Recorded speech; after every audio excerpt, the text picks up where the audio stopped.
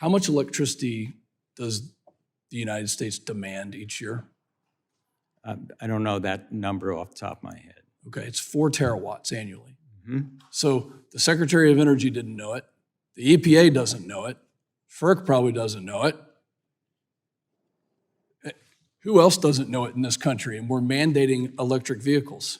I want to push back, Mr. Goffman, on some things that have been said in this hearing. The number one cause of death in this world is lack of energy.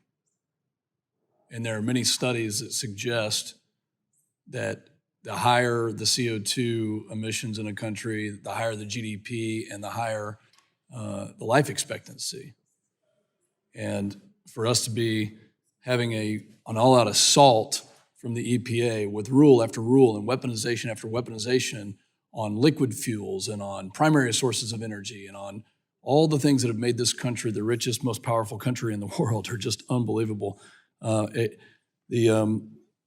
What's the range on your electric vehicle? What is the range on your electric vehicle?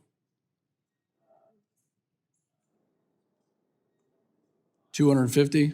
Microphone. 250 miles? Anecdotally, in my personal experience. Which is the exact same range on one of the manufacturer's pickup trucks, except for when you add load to it and when temperature starts to drop. So a pickup truck, an electric vehicle pickup truck, is now 40% less, which at 240 miles is about 100 miles less. That's 140 miles. It's not reasonable. It doesn't work. I assume you support the president and his initiatives. Of course, yes. Okay. Do you support his desire to kill fossil fuels? I'm not aware that he has a desire to kill fossil fuels. Mr. Goffman. That was a clear message that he said when he was being elected to President of the United States. Do you support killing fossil fuels? In my role as implementing the Clean Air Act, no. Is it your goal to kill liquid fuels? My goal is to improve air quality and address climate and implement the Clean Air Act, which last time I looked does not authorize EPA to, as you put it, to kill fossil fuels. That's right. It doesn't, but your policies are doing that. And they're actually going to decrease our quality of life here, and they're going to put the most vulnerable in our world in jeopardy, and they're going to kill the dealerships that my colleagues just mentioned. I want to follow up on your response to my colleague that the EPA is still looking at California's waiver request for the Advanced Clean Cars 2 regulation. You claim that you've not looked at this yet and you'd not look at light-duty vehicles at the same time, but in the recent LDV proposal that your office wrote, AC2 and Section 177 are used as a justification as to why EPA should introduce and move forward with such stringent standards. This sounds like the EPA is using AC2 and a waiver that has not yet been granted or reviewed as justification for their light-duty vehicles rules. Is the agency making decisions before a waiver has been granted? Congressman, let me check on that, because this was a response in this hearing that you said to one of my colleagues. Well, my understanding, let me check to make sure that my experience is that we do not rely on regulations from California where we haven't granted the waiver. So the waiver has not yet been granted. It has not been. So would it be used as justification? Let me check on that. Is it standard practice for the EPA to use a waiver that has not been granted as justification? In my experience, we have not. But your question makes me a little nervous. Would like to get back to you. It makes me nervous as well, Mr. Goffman. I'd like to get back to you with a well-founded answer.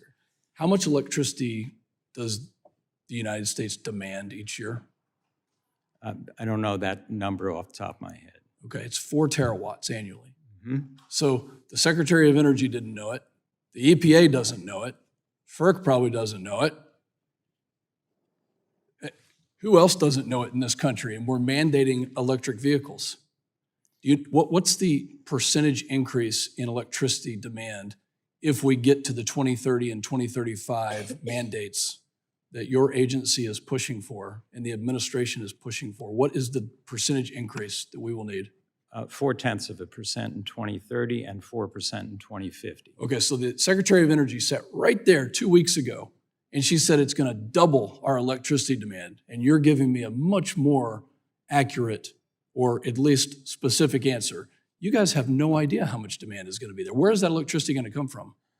Well, first of all, we did analyze the demand that the implementation of these proposals. EPA analyzed it, or Yes, Department? we did. We analyzed it as part of our. Where is the electricity going to come from? Analysis.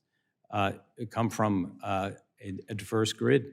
It's 110 degrees in my hometown today. The wind is not blowing, the sun is shining, and after 4 hours of darkness, there will be no batteries on this planet that can produce a reliable source of baseload, dispatchable power. We have no plan for this. So please get back to me on the question that I asked you.